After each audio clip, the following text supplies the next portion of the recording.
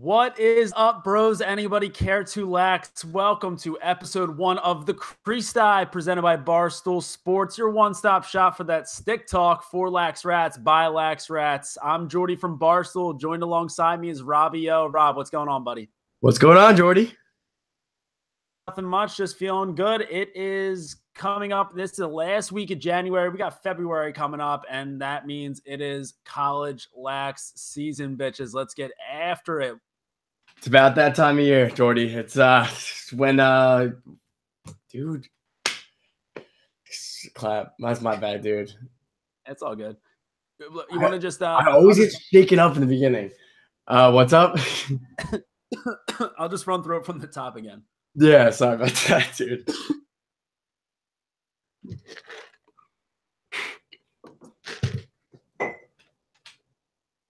I like the Robbio though. Yeah, I figured that's better than just being like, this is like Rob. People yeah. Who the fuck is Rob? Well, everyone just calls me Zeddy, but Robbio works, dude. Rob. All right. We'll go Robbio. All right, let's do this. All right. Give me a clap on when you're ready. Yep.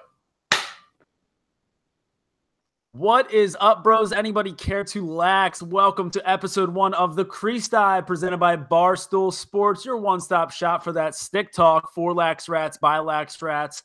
I'm Jordy from Barstool. Joined alongside me is Robbie O. Rob, what's going on, buddy? What's going on, Jordy? Nothing much, nothing much. I'm just feeling great right now. We got this last week of January here, so we're coming up close to February 1st. You know what that means. It is college lax season. Let's go. It's about that time. Everyone's back. They're practicing. It's about time that you're playing another opponent. This is what us lax rats live for. It's about this time of year, the mid-February. Weather's brutal, but it's college lax season, so there's no complaints. Let's get started. Time of the year. And listen, if there's one question that I get the most, more than anything at Barstool, I get the most from the comment section is when are you going to kill yourself? But I don't have an answer for that one yet. But the second most asked question is, when is Barstool going to get a lacrosse podcast? It pleases me to announce that time is right here and right now with the Crease Dive. I mean, lacrosse future. We all know this. And I know that we joke about it from time to time, but this shit ain't a joke anymore, right? This sport is growing, and the coverage for the game needs to grow as well. You know, there are some lacrosse-centric websites out there. You got your Inside Lacrosse, your College Lacrosse, you know, what have you. But for the most part, this sport is getting dicked over left and right on coverage. And it's either got to be like the sickest highlight goal of all time or some fake rape scandal, or else nobody's talking about the game. But that's what we're here for, right? Exposure it deserves. We're also not going to be a bunch of whiny bitches.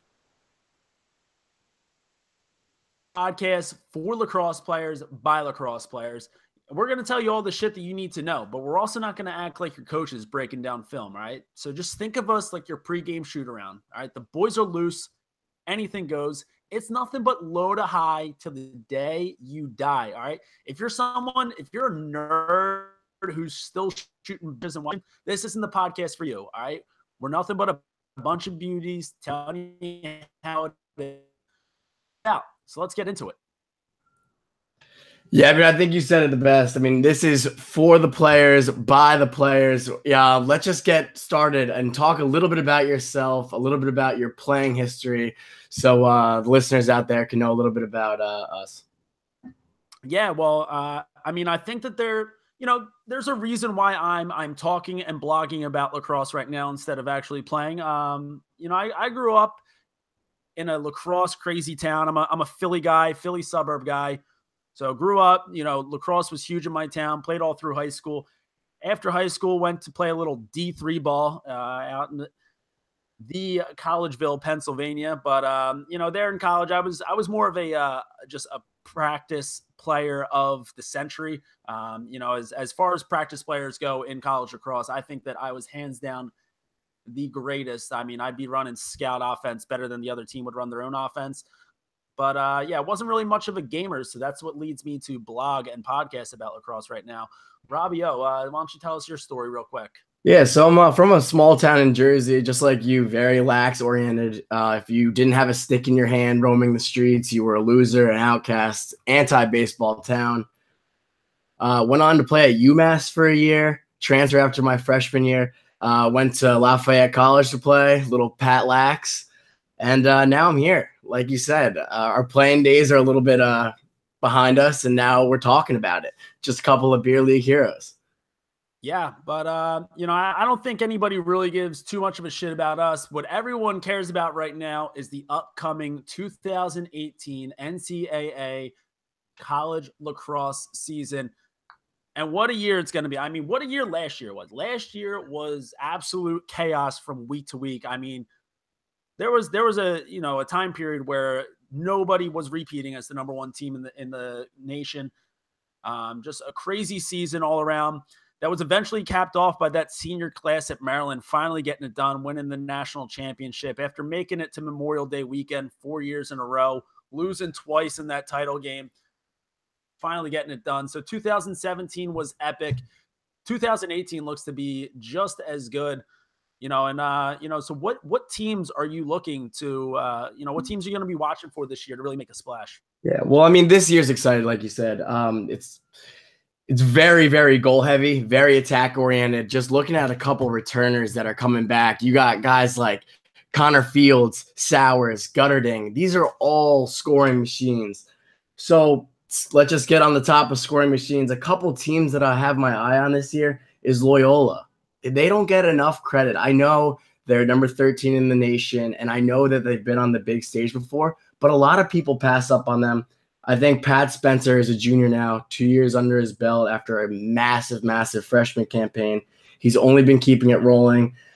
I think with that experience, he's kind of going to put the offense on his back. The defense will support him, and that's going to be a team to look out for this year. Loyola is definitely one of those teams that they'll always creep up on me during the season. I mean, they're not exactly a sexy pick by any means. I don't think that anyone going into the beginning of the season has Loyola on their mind.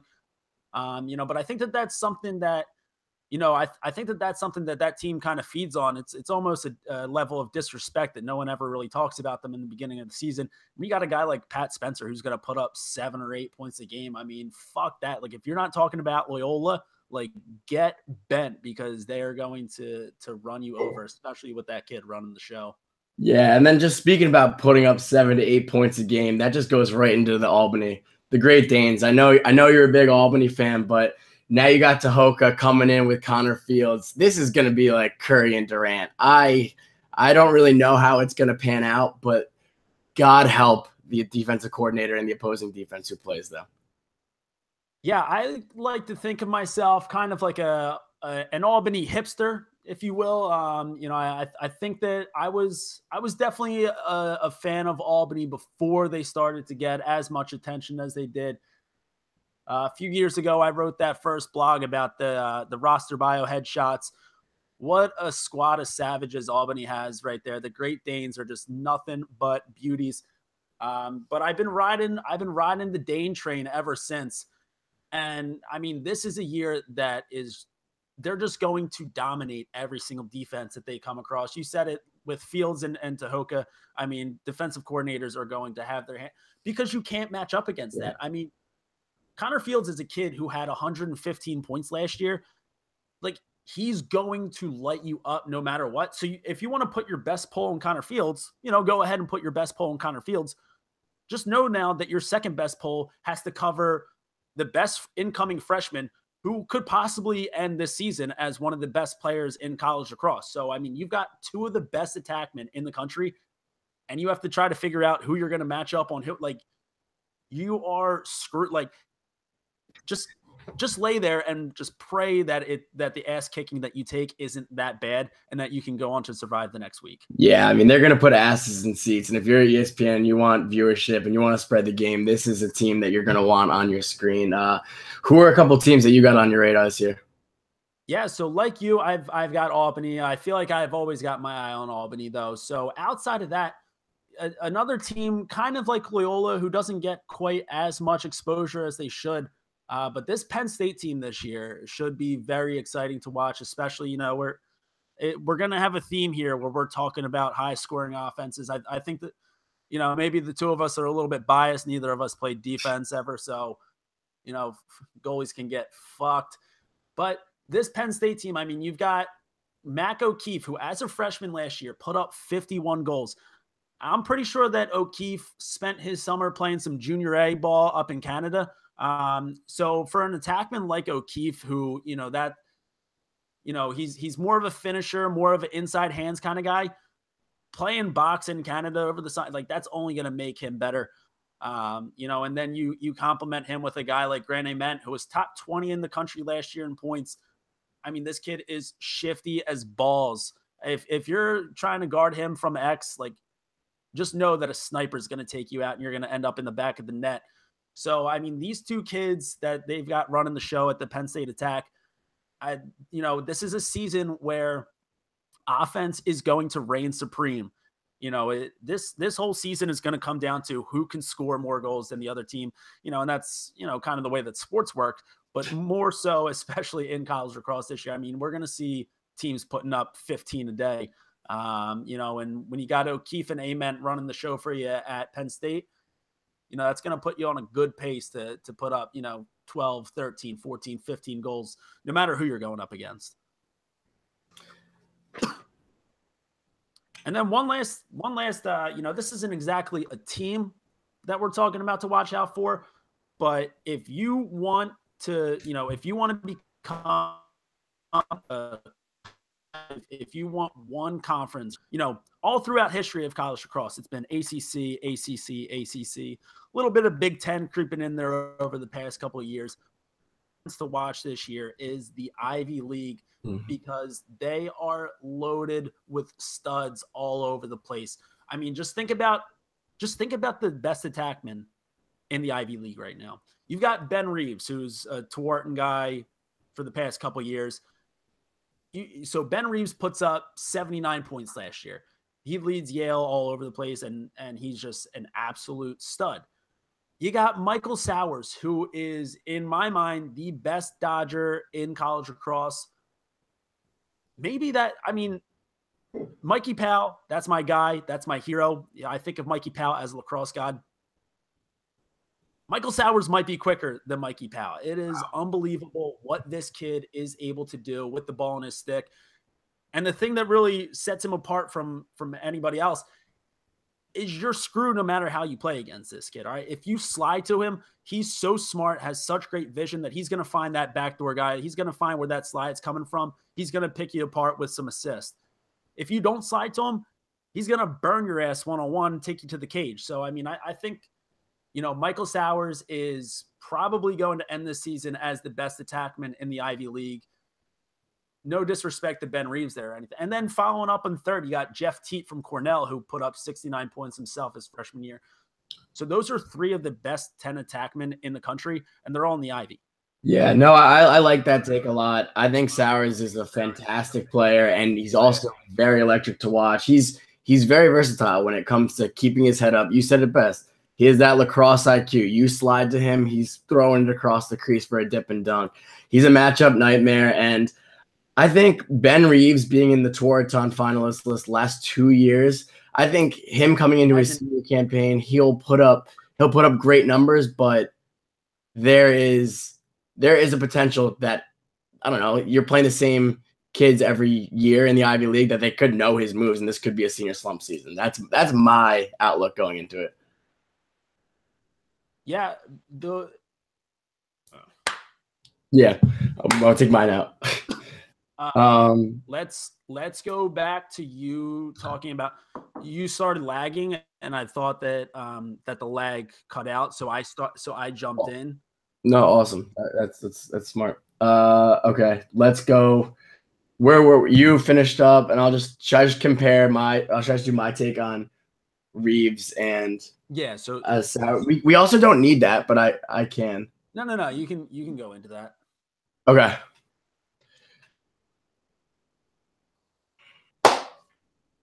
Yeah, I mean, you said it best. Sowers is one of the most dynamic attackmen, not only in the Ivy, but in the entire country. He's a matchup nightmare. You slide to his hands, he'll step away and feed it. There's really no way to play him. You compared him to Mikey Powell. I very much see that. I also see him as like a Jordy Wolf. He's just one of those players that he's just very hard to guard. And when you compare him to a fellow Ivy League attackman like Ben Reeves, I'm going to take Sowers 9 out of 10 times. Just the fact that he's a more dynamic player, in my opinion. Now here's something to to think about with Ben Reeves. I mean, Ben Reeves senior year. Listen up to what his major is at Yale. All right, Ben Reeves, he is a molecular, cellular, and developmental biology major. Some people need a major just to read what that major is. Again, it is molecular, cellular, and developmental biology. Now, here's the thing. Senior year for Ben Reeves, all right? He's senior at Yale. Think about what happens in May, all right? You come up to finals week in May, right around the time that the NCAA tournament's starting. You're the best attackman on your team, but you've also got finals and thesis papers and whatever to write on molecular, cellular, and developmental biology. I mean, nerd alert, first off, for Ben Reeves. I mean, shout out to him for having just the brain the size of a basketball, and just shout out to Mr. and Mrs. Reeves as well for just putting out that product. But I mean, seriously, I mean, think about what this semester of school is going to do to that kid. So I mean, we've seen seniors with good majors excel in college lacrosse plenty of times before. But I mean, he's got these next couple months for Ben Reeves. I mean, I really don't want to trade places with that kid. And I mean, it might be something that's nothing, but I still think that, a kid like Sowers or a kid like Teat, who doesn't have to deal with that bullshit for this semester, that's going to help him throughout the year. Can you just say the major one more time, please? Yeah, one more time. Let me just make sure that I don't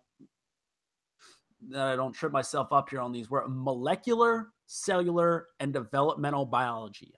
What in the Christ is that? But shout out to Ben Reeves, because he's probably going to end up with a job that ends up making him six figures right off the bat. So good to see a Yale kid kind of luck out in life.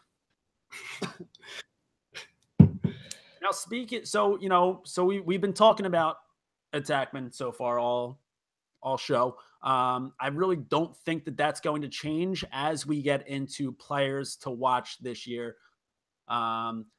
So, I mean, let's talk about it. So, like we said, this is going to be a year in college lacrosse where defenses are just getting picked apart all over the place, because there's 10 to 20 attackmen in the country this year who are just lights out. No matter, you give them the ball and something's going to happen with it.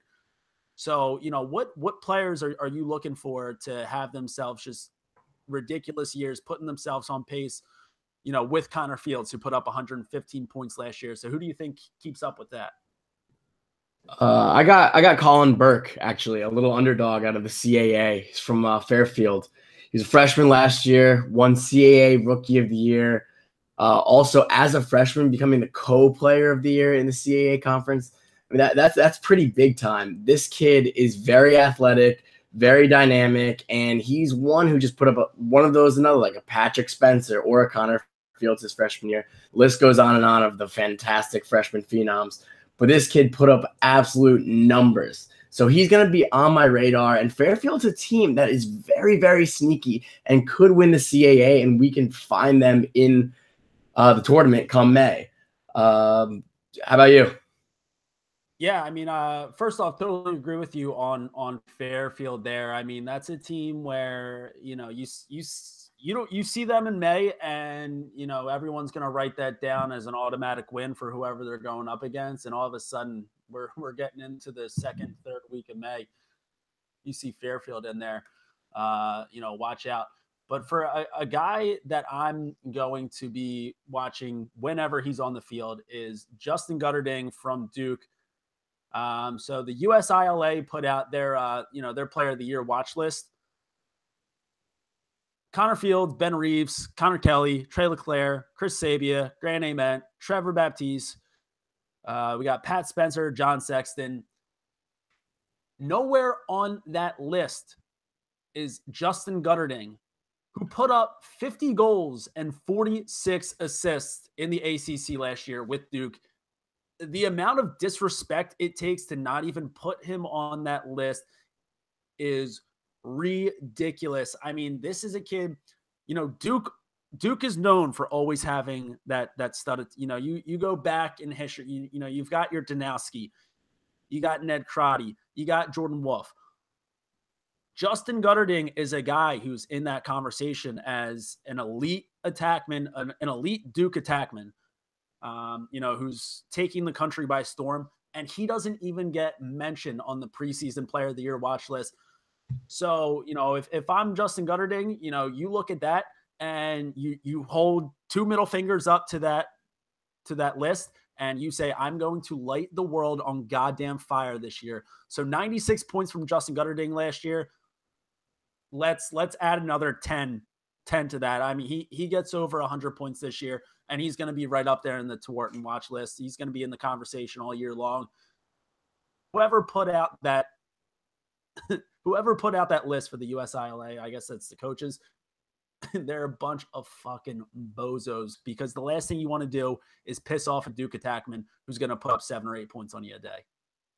Yeah, I mean, the fact that he was not even mentioned, the kid was third in the country last year in points, not the ACC, the country. And you don't even mention him in that article. That's bad. I mean, this is a kid, like you said, Duke is notorious for having these senior attackmen. I mean, he's had big years his previous 3, but they just have absolute massive senior years. So this is a kid who has a lot to play for this year. That's why he wears the number 14 on his jersey.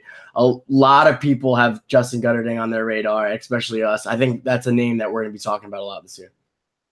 Yeah. And, and then just another guy who, we touched on him earlier when we were talking about Albany, but Tehoka Nanticoke, this is a kid. I mean, we saw it a couple months ago. Freshman fall ball highlight from Tehoka Nanticoke playing against Hopkins. He comes around top side from the wing, cuts down to the cage, one hand behind his back, between his legs, in the back of the net. I mean, that is a goal that's a goal that broke the internet on, I guess it was an October weekend. So you had, either college football going on or NFL football going on.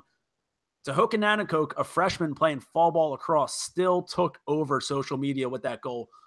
And that's just the star power that this kid has. All right. So every time that Albany has a game this year, you're going to want to tune in, because he's going to do something special. I mean, this kid is, he's got the creativity of Lyle Thompson in his game, and he's got the body of Matt Rambo. So there's like nothing that this kid can't do as an attackman. It's just unbelievable to watch. So creative, so smart. Love that he rocks the box bucket playing field lacrosse. I'm just waiting for the day that the NCAA comes in and like forces him to put on a Cascade S, and I'm going to. I don't really want to put out too many threats in our first episode, but I will burn down the NCAA headquarters if they make Tehoka take off his box bucket, because it just adds to how much of a beauty that kid is. Yeah, the kid is an absolute swag hound. And the box just absolutely makes it. He's got the ponytail, he's got the box helmet, he's got well, I'll take that part out. Oh, there was also go ahead. I'll take that out. All right, so we got Tehoka. That was a nice bit. I like that. All right, we're on a roll. Now let's make a transition to, what do we have? My bad, you were just lagging for a minute there. No, it's fine. Let's we'll stop at you had Tehoka. So those are our kind of players to watch. And then let's go spring sport, make that transition. Yeah. So we're gonna end with you just talking about how much of a beauty he is. Yeah. So like that part's in. So you just want to talk about, I don't know, however you want to make the transition into the weather. Let me think about how to make that transition. Yeah.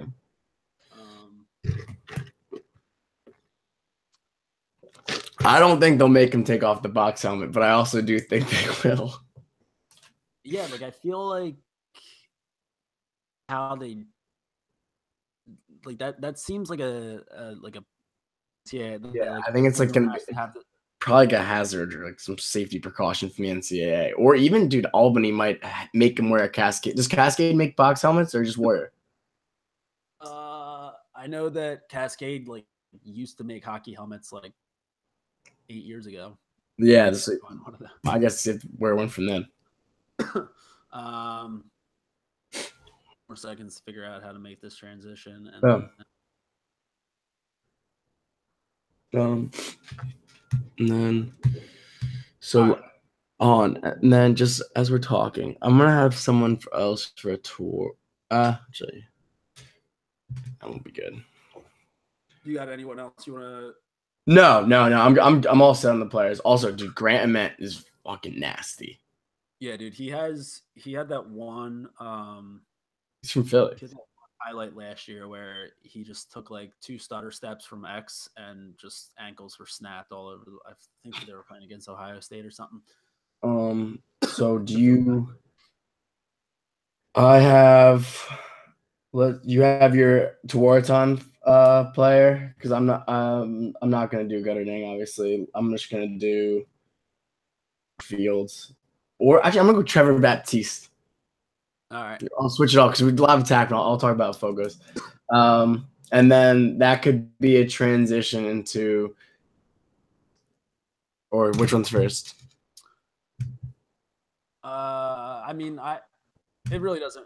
You can. Okay, cool. We'll let it flow. We'll let it flow. Do you got your transition all set? Yeah. So just with the clap whenever. Oh, and you're lagging. Yeah. All right, we're good. The players that we're going to be watching for this year, but something to kind of keep in mind here as we're moving into the beginning of the lacrosse season is these first couple months of the season, we're probably going to be seeing a little bit of sloppy lacrosse. And that's because the fact that lacrosse is considered a spring sport is absolute bullshit. I mean, the fact lacrosse is an outdoor sport that starts for most teams practicing early January, for most teams playing games in the beginning of February. You think about where lacrosse is played, primarily Northeast schools. You got that Mid-Atlantic range. You got a couple in Denver. And the weather in February, it is absolute shit. So, I mean, it's ridiculous that this season still has the start point when it does. And you look like you look at a team like Duke. I mean, Duke is a team that always seems to have slow starts. I don't necessarily know if you can blame the weather for that. I think it's more of a kind of how they operate. But you're gonna see some of the best teams in the league probably go down early in the season just because when you got Team A, who's, a top 5 team in the country going up against Team B, who's a top, 20, 25 team in the country. You throw them in a snowstorm, who the hell knows how that one's going to work out? Yeah, it kind of evens it out. And that's been a theme that we've been seeing for the past couple of years. It's these teams going against a middle of the pack to bottom of the pack team and having the weather kind of equal them out on the playing field. I mean, once you have attackmen running around with latex gloves under their gloves, that's when it's way too cold. I mean, coaches have been trying to get it changed to how high school lacrosse is in the mid-March, which would make it a true spring sport. But right now, lacrosse is a winter sport. Like, hockey is still happening. Yeah, and I mean, and like you said, it's guys run around. For the viewer, we're seeing a little bit of sloppy lacrosse, but just know that your viewing experience is so much better than the guys who are actually playing. Because when you're out there, these first few weeks of practice, first off, are brutal to begin with because you're going to be lucky to even touch your stick for the first few weeks of practice. It's just conditioning all over the place. But then, you're out there and it's freezing fucking cold. You got school starting up again after winter break. You're just freezing your ass off. You're in a hoodie, you're in a sweatshirt, you're in sweatpants. So you're feeling heavy. You know, that cold air in your lungs, everything about the first few weeks of college lacrosse practice is brutal. So, I mean, for those guys who are out there, for all you guys out there who are playing this year, back at school, back practicing right now, just know that we feel for you. And we especially, at least myself, feel for everybody who has to stand on the sidelines, not getting into the game for these first few weeks of the season, because that's the worst. I mean, as a guy who spent a lot of time on the sideline myself, you're standing there. You can't do anything to get yourself warm, and if the rest of the guys on the team aren't wearing their jackets, you sure as shit don't want to be the first guy to put it on, because then you're getting called a pussy by everybody. So, I mean, the guys who are playing, it sucks because you're out there getting slashed in the freezing cold. The guys on the sideline, it sucks because you're just standing there freezing your balls off. It's definitely it's tough, man. February lacrosse is definitely tough. But then we get the payout in May.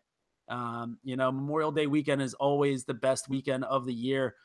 So speaking of Memorial Day weekend, what teams? I know it's early on in the season. I know that there's still an entire shitstorm of a year to go. But what teams right now do you have penciled in to be playing Memorial Day weekend? Well, let's just get this squared away. Whatever 4 teams each of us pick or one of us picks, it's going to be right. We're not going to be wrong. So I'll get us started. My picks will be right. So I got the Denver Pios. I think Tierney gets his boys in shape, tournament ready. I think Trevor Baptiste, he is just so dominant at the faceoff X, and you know how crucial time of possession is. I think Denver pencils in their spot. I like Loyola sneaking in from the Patriot League. I think that they are a team that will put up numbers on offense, and their defense will be locked down. I have Maryland making their way back. I know last year was a big Cinderella story with that whole senior class and them capping it off with the 2017 championship. But I think younger players step up, new leaders rise, and that's going to be a team that you'll see Tillman standing on the sideline come May. And then Albany, the Great Danes, I think they are way too powerful. If they win the American East, they will have a clear shot at the Final Four and potentially get a title. Yeah, I've got Albany in my Final Four as well, and like you said with Denver, with Trevor Baptiste and just dominating at that faceoff X. I mean, Albany, they have a great faceoff guy themselves in TD Ireland. And in order to beat a team like Albany, you really have to limit their possessions because you give them 20 possessions a game, they're going to score 17 of those times. I mean, they're just too lethal and efficient on offense. So, unless you're a team who's able to win every faceoff and then hold on to the ball for a while, you're not going to kid like TD Ireland at the faceoff X that's just going to make it take it. That's a tough order. Another team I have in my Final Four, we talked about this earlier, but Duke. First off, I feel like it's been a long time since they've been playing on Memorial Day. But they're just a team where, they start off the season every year with, a loss or two. And, that's when everyone comes in and, oh, is this the year that Duke is finally dead? Like, no, you fucking bozos. Like, this is what they do every year. All right. They suck in the beginning of the year. They get gradually better. And then they're a force in May. So that's just the trend of Duke season by season. And it usually doesn't fail. I've got Ohio State making it back to Memorial Day weekend. I think that they've got, just a great, mixture of Americans and Canadians on that team. And, we've been seeing the trend in college lacrosse, over the last few years where, you want to start implementing more box guys into your offense. You want to start bringing in more Canadians, mixing them in with the Americans. That seems to be a good recipe to get yourself to Memorial Day weekend. My only issue with Ohio State is their uniforms blow. They're an SCX Stallion school. They got the sleeveless Nike jerseys that are great. Like everything about them is just so ugly. It works for them. And, and then also in May, they get the bleach blonde hair. I just think that they're too ugly of a team to win a national championship, but I do see them in the Final Four. And then finally, you know what? Let's get crazy. Let's just throw Hopkins playing Memorial Day weekend because, that's where I know that there are plenty of Hopkins haters out there in the world, but the world is a better place when Hopkins is dominant at lacrosse. So let's get those boys on a run. And let's see a Memorial Day weekend. I like Hopkins being in there. And one thing I noticed when we were listing off our teams is we talked about them in the conference in the beginning of the show, but none of us have any Ivy League schools in the Final Four. Is that because of the academics? Our final is going to get to them? Why do you have no Ivy Leagues in your Final Four?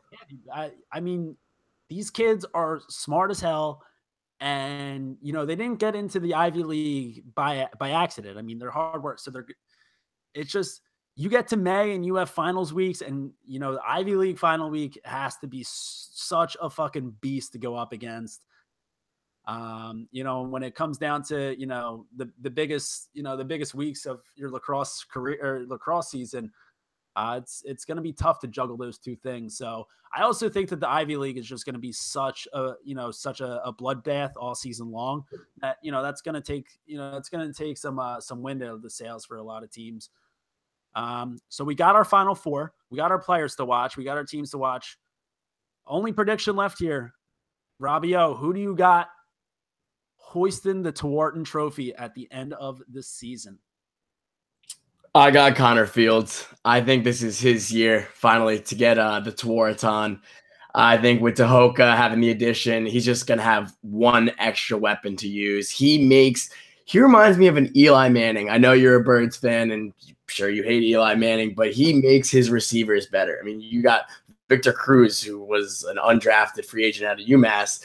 Eli made him a superstar. I mean, the guy's not in the league anymore, but you give Connor Fields weapons, he's going to make the most out of that. He is one of the most electrifying players in lacrosse. He's proven it with his numbers. I mean, the guy had 115 points last year and 30 points this year. I don't think Tehoka cuts that in half. I think he makes him a better player.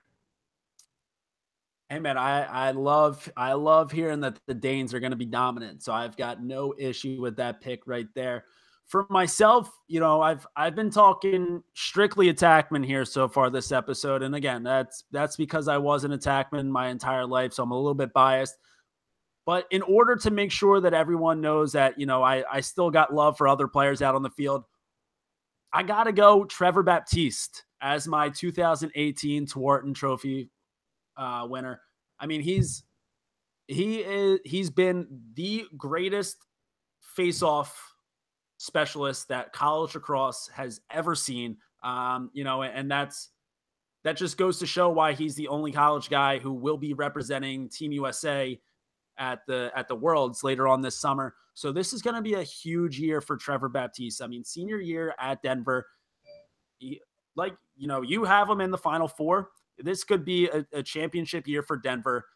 He could win the Tewaaraton, and then he goes to Israel in the summer playing for Team USA at the Worlds. I mean, this could be one of the biggest years of lacrosse that anybody has ever had. And again, you don't beat Trevor Baptiste. You cherish every single time that you beat Trevor Baptiste in a faceoff because you know that that'll probably never happen again.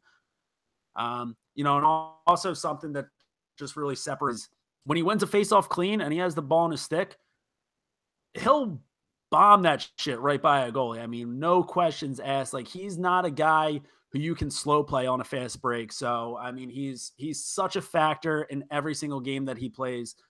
So I think that he gets that Tewaaraton wrapped up this season.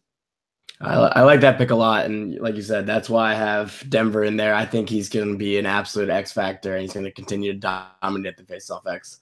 Give Denver lots of possessions and a lot of big chances to win games. All right. And with all that being said, that seems to wrap up episode 1 of the Crease Dive presented by Barstool Sports, our 2018 college lacrosse season preview. Robbie, you got anything else you need to plug in here today? I'm excited for the rest of the season, Jordy. I'm excited to get this podcast going, and we're going to have a big slate ahead of us for the next couple of months. Oh yeah, it's gonna be a hell of a year. Like you said, big. So once the season gets going, we'll be able to break down some games, talk about players who have been shining. We'll also get some big names in here as guests. So it should be a great year for the Crease Dive. It should be a great year for college lacrosse. It should be a great year for everybody besides baseball players. So thanks a lot for tuning in, and we'll see you all next week. See you guys. Get it low to high. To the day we die. All right, dude. That felt like an episode. Yeah, that felt really good. Now let's just keep our fingers crossed and hope the audio came out unreal, because that felt real good. So I just stopped the the Audacity recording. Do you want me to? So like I went to go extract it when I was like fucking around with my friends, and you need like another I haven't done it yet. I haven't turned it into an MP3. You need like another program or something. I don't. It shouldn't be hard, but it's just something to look forward to, or something to keep in mind. All right, cool. But yeah, dude, that felt good. The only part I might need is I took note of it. You were cutting out a little bit on the beginning when we talked about the podcast and like the Crease Dive. You know what I mean? Like in the beginning.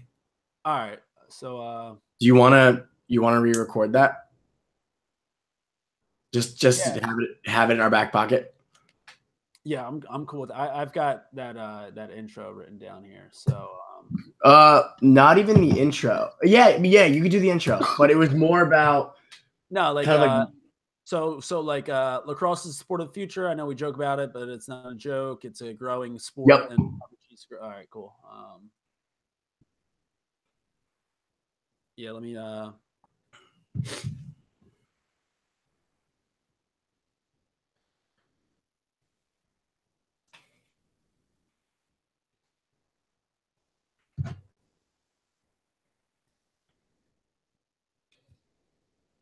yeah, I just tried to extract that audio, and I'll look into that more later. Cool. And then I can send you that. But as for right now, I'll go back into lacrosse as the sport of the future, and I think that I just went from there all the way through.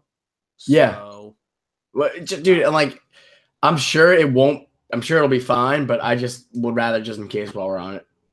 All right, cool.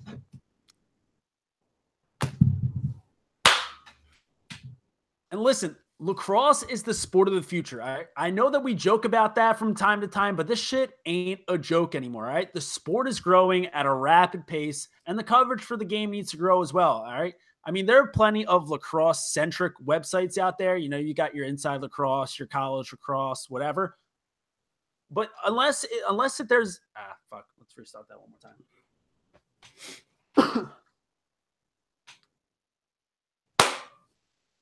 Listen, lacrosse is the sport of the future. Right? I know that we joke about it from time to time, but this shit ain't a joke anymore. Right? The sport is growing at a rapid pace, and the coverage for the game needs to grow as well. All right. Unless you're reading a lacrosse-centric website like Inside Lacrosse or College Lacrosse, the sport gets dicked over left and right for coverage. Right? It's either got to be a sickest highlight goal ever or a fake rape scandal, or else nobody's talking about the game. All right. But that's what we're here for. That's what we want to give to lacrosse. We want to give this sport the exposure it deserves. But we're also not going to be a bunch of whiny bitches about it either. Right? This is a podcast for lacrosse players by lacrosse players. All right. We're going to tell you the shit that you need to know, but we're also not going to be your coaches breaking down film or some shit like that. All right. So just think of us like your pregame shoot around. All right. The boys are loose. Anything goes. It's nothing but low to high to the day you die. All right. If you're some nerd who's out there shooting bounce shots, even when your coach isn't watching, this isn't the podcast for you. All right. So now you know what we're about. You know what this podcast is about. So let's just get right into it. Awesome. All right, dude. Cool. Let me start the broadcast. Yeah, man, that the episode felt like it flowed really well.